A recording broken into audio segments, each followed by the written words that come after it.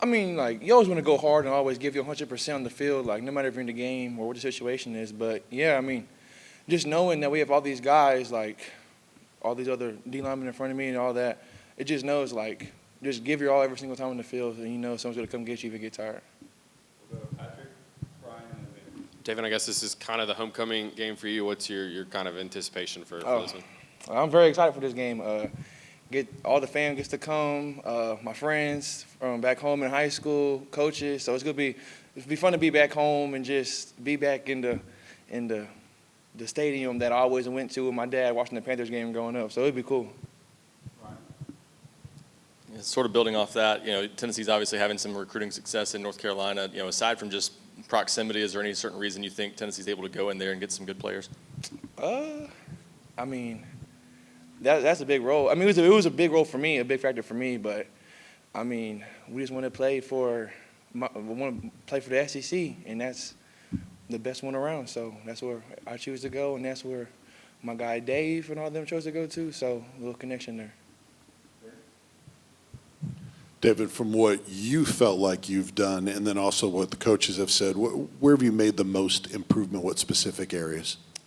I would say I made my most improvement just really just understanding the playbook now, so I can play fast. I don't play cautious no more. Just I know what I'm doing now, so no more excuses. Just I know what I'm doing. Just keep playing fast. So. I think James Pierce played maybe like a half an hour away from you.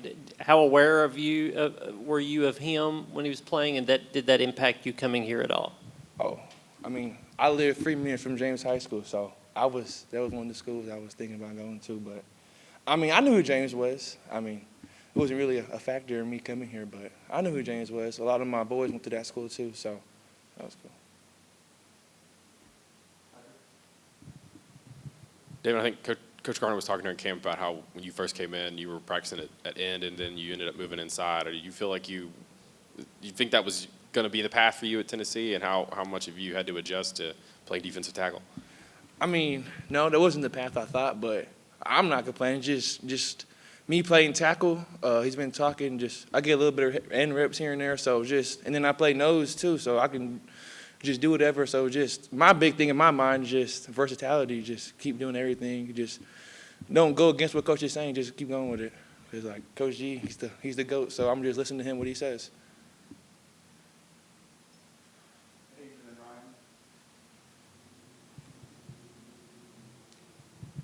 NC State obviously has a decent running back in Jordan Waters. Just kind of, what are you guys preparing for those skill players, especially in the run game? Yeah, just listening to the coaches and all of our game plans. Just dialing in on that, all the little stuff. Have the right technique. If we have the right technique, I mean, we've shown through fall camp in this first game that we're a pretty dominant D line. So we just do what we're supposed to do. That's going to be our little game plan. For you just being in year two, how much of a jump do you feel like you've made, and just going from a two-sport guy, splitting your time and doing different things on the football field to now focusing? How much has that helped you just being in year two? Oh yeah, I feel like a big thing is my IQ. So like now, like last year, I was just now working into it. That was really my first year just taking football serious, like just football. So I did a lot of learning last year. So now I feel like all that learning is starting to pay off now, and becoming a better and better player each day. Who are some guys in that D-line room that have really impressed you in what they can do, and then also maybe some other guys that have really improved?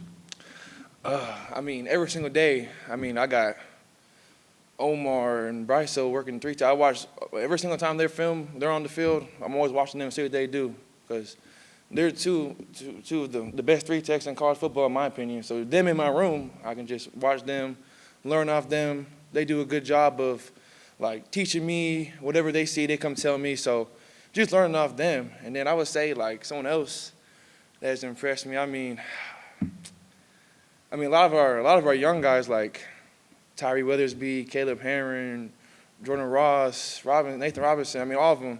We all like putting in all this work and watching all these other guys do it. So now we're doing better and better and good. So now then we're getting good. So it's exciting to see.